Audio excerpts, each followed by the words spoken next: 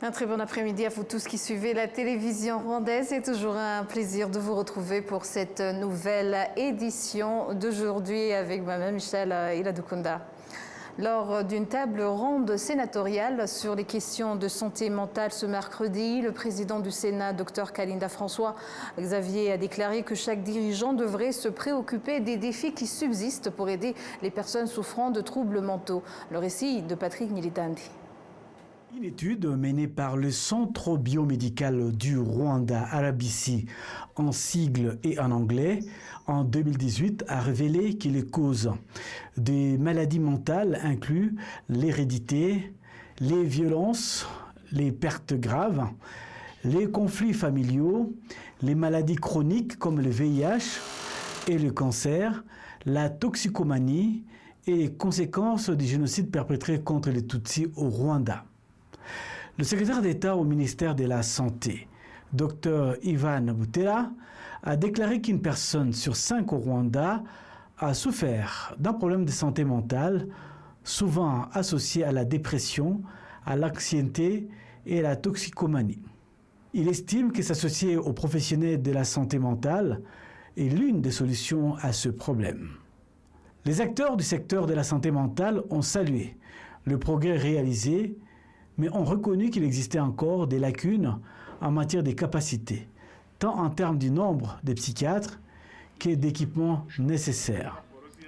Le président du Sénat, Dr Kalinda François Xavier, a déclaré que les dirigeants devraient s'inquiéter des obstacles qui subsistent pour aider les personnes souffrant de problèmes de santé mentale.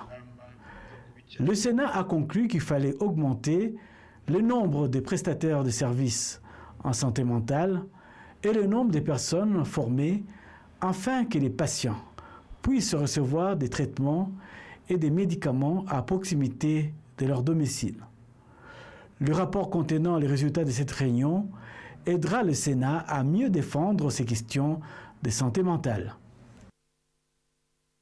La commission parlementaire en charge du suivi de la gestion des fonds publics, PAC, a ouvert une enquête publique sur les erreurs et omissions figurant dans le rapport de l'auditeur général pour l'exercice clos en juin 2024. L'agence rwandaise en charge de développement des transports, RTDA, a ouvert une enquête publique sur les problèmes identifiés dans les retards de mise en œuvre de certains grands projets routiers, tels que décrits dans le rapport de l'auditeur général. Toutefois, le directeur général de RTDA, Imena Munyamenda, a déclaré que des projets avaient été réalisés dans la mise en œuvre des programmes de construction routière, bien que des lacunes subsistent dans les projets, notamment la construction obsolète de certaines routes à travers le pays, ce qui explique le retard dans ces projets. En mai dernier, l'auditeur général du Rwanda, Alexis Kamuhide, a présenté un audit préventif qui a permis de récupérer plus de 3 milliards de francs rwandais auprès des diverses agences et institutions gouvernementales dans la RTDA. Ce mercredi s'est tenue la cérémonie d'ouverture du congrès africain professionnel qui se tiendra à Kigali du 25 au 28 juin. Ce rendez-vous continental qui réunit des cadres et experts venus de divers pays africains marque le coup d'envoi d'un séminaire de haut niveau axé sur le développement professionnel. Véritable laboratoire d'idées, le CAP met à l'honneur l'intelligence collective. Dans un contexte où l'Afrique doit inventer ses propres réponses aux défis actuels, le CAP se positionne comme un catalyseur de solutions concrètes portées par ceux qui font bouger le continent. Une dynamique prometteuse est lancée. Sélectionnés pour leur expertise et leur engagement dans leur secteur respectif, les participants entament 4 jours d'échanges, de formation et de réflexion collective et expliquent ce que représente cette conférence pour eux. C'est des formations de haut niveau, de professionnels de divers métiers qu'on réunit dans des pays, dans des capitales africaines. Aujourd'hui, on est à Kigali. Le mois prochain, on sera à Johannesburg. Le mois d'avant, on était à Dubaï. Donc, on tourne dans des capitales, dans des grandes capitales africaines où on réunit des professionnels venant de toute l'Afrique pour se former, pour réfléchir à des sujets qui concernent l'Afrique et le développement de notre continent. Naturellement, quand on fait ce genre de congrès, d'initiative, on attend le soutien des gouvernements, des gouvernements, des institutions. Ce qu'on attend déjà, c'est qu'ils nous donnent le cachet institutionnel, et qu'ils nous accompagnent généralement en faisant participer l'administration. Parce que les problèmes dont il s'agit généralement, dont on parle, beaucoup de solutions dépendent des gouvernements et des gouvernants. Donc on peut bien parler entre professionnels, mais si les gouvernements accompagnent, viennent écouter, je pense qu'ils auront beaucoup d'idées pour pouvoir ensemble changer le continent, changer l'Afrique. Ce qu'on attend, c'est vraiment leur participation et leur implication à chaque fois qu'on fait des caps. Parlant de la synergie entre les différents acteurs de la fonction ressources humaines au niveau Afrique, j'ai envie de dire qu'il y a déjà un cadre institutionnel qui se met en place avec différentes associations des ressources humaines qui sont en collaboration, que ce soit celle de l'Afrique de l'Ouest, de l'Afrique centrale. Et pour moi, c'est quelque chose de très, très, très intéressant aujourd'hui parce que la fonction ressources humaines est de plus en plus au cœur des stratégies des entreprises. C'est clair qu'en termes de maturité ou d'expertise et de compétences, tous nos pays ne sont pas au même niveau. Donc cette synergie-là a tout un intérêt parce que les pays qui sont les plus avancés vont attirer les pays les moins avancés. Et je pense que c'est à ce prix-là, en fonctionnant en synergie, en équipe, en partage d'expériences et de compétences, que l'Afrique va se rehausser à un très bon niveau du point de vue gestion du capital humain. Les étrangers ont participé à l'exposition de l'agriculture et de l'élevage qui se tient à Mulindi, dans la ville de Kigali, affirment qu'ils en tirent de nombreux bénéfices. Ils déclarent que ce qu'ils ont découvert lors de cette exposition les encouragera à renforcer leur collaboration avec les agriculteurs et les éleveurs rwandais. C'est en tout cas le point de vue de Fabrice Binumba, originaire du Gabon et spécialisé dans la valorisation du manioc, qui explique qu'il est en train d'apprendre beaucoup de l'agriculture au Rwanda, ce qui l'aidera à développer ce secteur dans son pays. Je reviens du Gabon, je représente le Gabon avec le grenier du Gabon. Nous avons apporté avec nous du manioc qui est connu par le nom anglais cassava. Voilà, nous sommes là pour représenter notre pays, le Gabon, et pour vendre aussi notre produit à base du tubercule. Le tubercule qui est la base et puis avec ses dérivés. Vous avez le manioc comme ça. Ça c'est le manioc, le kwanga. Le kwanga c'est le manioc. Il est fait à base, on plante le tubercule, on déracine le tubercule, on épluche le tubercule, on trempe dans l'eau. Après 3 jours, on lave, on enlève les fibres et on met maintenant dans les sacs pour la fermentation. Après, on prend ce manioc qu'on va filtrer. Après filtrer, on doit maintenant mettre encore dans le sac. Après, on va passer maintenant sur la préparation du kwanga. Maintenant, sur la préparation du kwanga, on prend la pâte de manioc qu'on met dans une couscoussière, qu'on met au feu pendant 15 à 20 minutes, voire 30 minutes. Après, on enlève. Donc, le haut, il est cuit, il est un peu cuit comme ça. Et le bas, il va rester tout blanc. C'est le bas, ce qui est un peu cuit en haut, et le bas qu'on mélange en même temps pour former maintenant une bonne pâte. Donc on passe maintenant pour le pétrissage. On pétrit bien la pâte, ça se mélange bien. Après on passe maintenant pour façonner. Parce que là, quand on façonne, on façonne d'abord le manioc, le kwanga, avant de mettre dans les feuilles. On façonne d'abord, après façonner. Maintenant, on prend chaque manioc, on met dans les feuilles pour couvrir, on attache. Ce qui nous motive, parce que nous sommes amoureux du manioc. Nous sommes d'abord les amoureux du manioc. C'est pourquoi, quand on nous a invités pour participer au festival de la foire, de l'agriculture et l'élevage, nous on se sent concernés parce qu'on aime l'agriculture. Parce que l'agriculture, c'est l'ouverture du monde. Nous sommes en train de remettre l'agriculture en avant. Mais où nous avons beaucoup de coopératives et beaucoup des agriculteurs gabonais qui sont dans le produit du manioc et ses dérivés. Donc ici, on remarque que vous êtes plus avancé parce que vous avez du champignon avec la base de champignons, le manioc. Il y a plein de trucs. L'agriculture est en avance. Nous sommes en train de venir aussi. Donc, avec la politique du chef de l'État de notre pays, le Gabon, on peut dire dans 2 ans, l'agriculture va être peut-être numéro 1 au Gabon. Nous sommes là aussi pour chercher des partenaires qu'on peut dire s'il y a des Gabonais, nous sommes prêts aussi à venir investir ici. Comme les Rwandais aussi peuvent venir investir au Gabon, nous avons la superficie, nous avons les terrains, nous avons la terre. Nous, ce qu'on cherche, c'est signer des partenariats vraiment francs pour que l'Afrique prenne un envoi sur l'agriculture. Ce que je peux donner comme message aux agriculteurs rwandais, je les félicite déjà. Je les félicite vraiment beaucoup et de dire qu'on ne doit pas s'arrêter. On doit multiplier des efforts, on doit plus s'informer sur l'agriculture parce qu'il faut que l'agriculture soit pour nous notre modèle du développement de l'Afrique.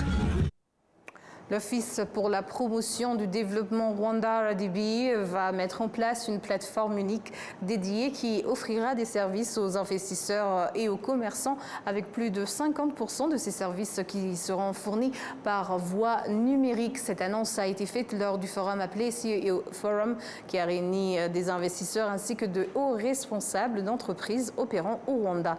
Les détails avec Jean-Damascène Maneshim. Ce forum visait à expliquer aux investisseurs et aux commerçants les récents changements apportés à la politique fiscale révisée, ainsi qu'à présenter les services numériques du guichet unique de l'Office rwandais pour la promotion du développement et les améliorations qui ont été apportées. Le directeur général de l'Office pour la promotion du développement au Rwanda, Jean-Guy Africa, a expliqué que ces réformes sont déjà bien avancées et qu'elles devraient entraîner des changements significatifs. L'Office pour la promotion du développement au Rwanda a franchi une étape importante dans la prestation de services à travers le guichet unique de la RDB One Stop Center. L'objectif est de simplifier les procédures de prestation de services, de réduire le temps perdu par les usagers dans l'attente et de renforcer la culture de prestation de services dans la transparence. Le CEO de la plateforme Ilembo, qui est utilisée pour centraliser tous les services destinés aux investisseurs et commerçants opérant au Rwanda, Israël 8 mai, explique qu'ils ont commencé par regrouper les services les plus fréquemment demandés. Nous avons commencé par les services les plus sollicités tels que ceux destinés aux acteurs de la transformation des produits agricoles, de l'exploitation minière, de la construction et de l'habitat, des industries manufacturières ainsi que des services financiers et du tourisme. La direction de l'Office pour la promotion du développement au Rwanda a indiqué que les autorisations de construire seront également intégrées dans les services offerts à travers le guichet unique One Stop Center dans le but de réduire les problèmes souvent rencontrés dans ce domaine. La ministre de la Fonction publique et du Travail, l'ambassadrice Christine Moulikinha, a exhorté les employeurs à se rappeler que travailler dans un environnement inclusif améliore la productivité et renforce la cohésion sociale. Elle s'est exprimée ainsi à Kigali lors d'une conférence sur la promotion de l'égalité des sexes sur le lieu du travail au Rwanda. Les détails avec Patrick Niletandi. Les participants à la conférence, issus des divers secteurs, ont discuté des questions telles que le congé parental, les politiques de lutte contre les violences basées sur le genre, la lutte contre les écarts salariaux et la mise en place d'infrastructures adaptées à tous. Cette conférence avait pour thème la promotion de l'égalité du sexe sur le lieu du travail au Rwanda. Ils ont également discuté des moyens de garantir un lieu de travail inclusif et sûr pour les femmes et les hommes en général. L'inspectrice en chef des questions du genre, Nadine Gatsinzi Mutoni, affirme que le faible nombre de femmes employées dans certaines entreprises constitue toujours un défi pour l'égalité des sexes. Dans son intervention, la ministre de la Fonction publique et du Travail, l'ambassadrice Christine Moulikinha, explique que travailler dans un environnement égalitaire favorise le développement de la société rwandaise. De son côté, La ministre du Genre et du Développement de la Famille, Ouimana Consolé, a indiqué que le genre est un pilier du développement durable, de la justice et du bien-être de tous. Personne ne devrait le traiter comme une faveur. De l'humour, de la poésie et du slam pour la page culture de cette grande édition. Le comédien et metteur en scène Hervé Kimény sera sur scène à Kigali ce samedi 28 juin à l'Espace. Et cette fois-ci, ce ne sera pas lui le clou du spectacle, mais le jeune humoriste et poète en provenance de Goma qui va introduire au public rwandais Henri Wimbi, plus connu sous son nom de scène Griot, qui présentera un spectacle mélangeant humour, musique et poésie. Son objectif, faire rire et charmer. Nous sommes allés à sa rencontre. Suivez. Alors, c'est un spectacle que je préfère appeler concert de slam. Donc, ce sont des jeux de mots. Je suis un humoriste, certes, mais j'écris beaucoup en poésie. Il y aura des blagues qui vont glisser. Je vais tacler 2-3 personnes. Gentiment. L'objectif, c'est faire rire et pas faire pleurer ou se faire détester. Peu importe les tensions qui se passent actuellement, je pense qu'on peut sourire, on peut passer du bon moment, on peut vraiment apprécier de partager un moment agréable. Et c'est ça que j'ai prévu. Pour ceux qui m'ont déjà vu sur scène à l'Institut français de Kigali, ils me traitent de charmeur, entre guillemets. Alors je préviens que je vais charmer mon public, en tout cas le 28 juin. Oui. Il faut vraiment qu'ils viennent prêts à être charmés, parce que à la base, un charmeur, je ne dis pas que je suis moche.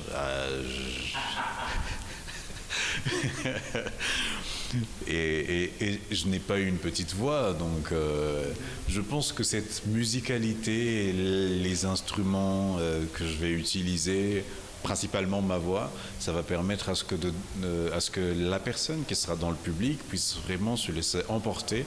J'espère que je serai tellement hypnotique pour donner le message que je prévois de donner. C'est un message d'union, un message de réunion, un message d'amour, un message de paix.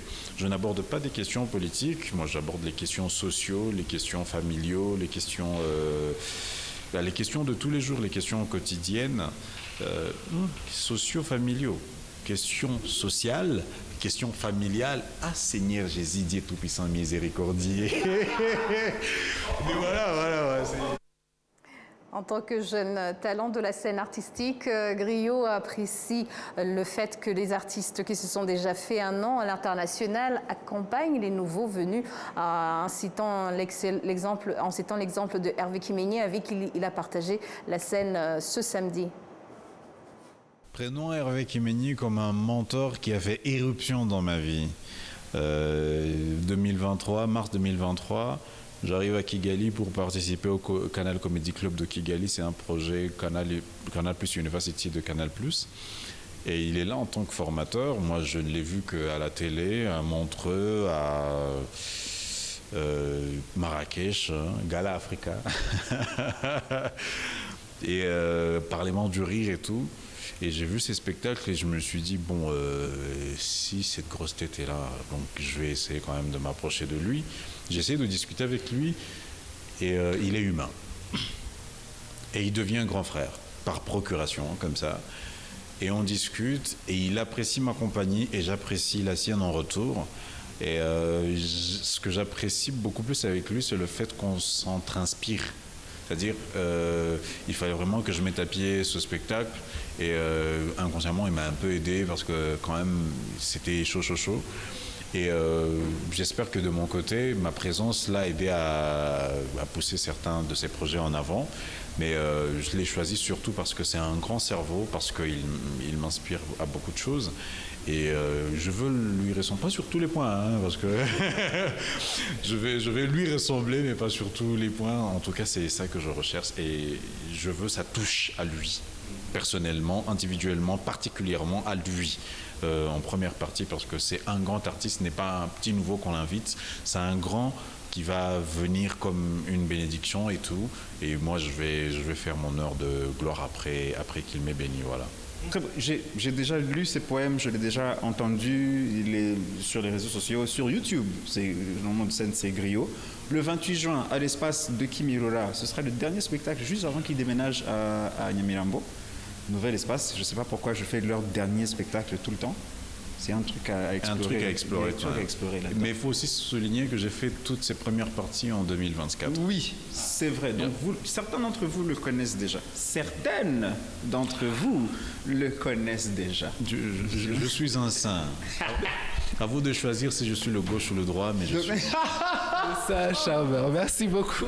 Merci beaucoup à vous. Il n'a pas osé. Le spectacle était une voix de Griot avec Hervé Kiménié. En première partie sera présenté à Kigali ce samedi à l'Espace. Place à l'international.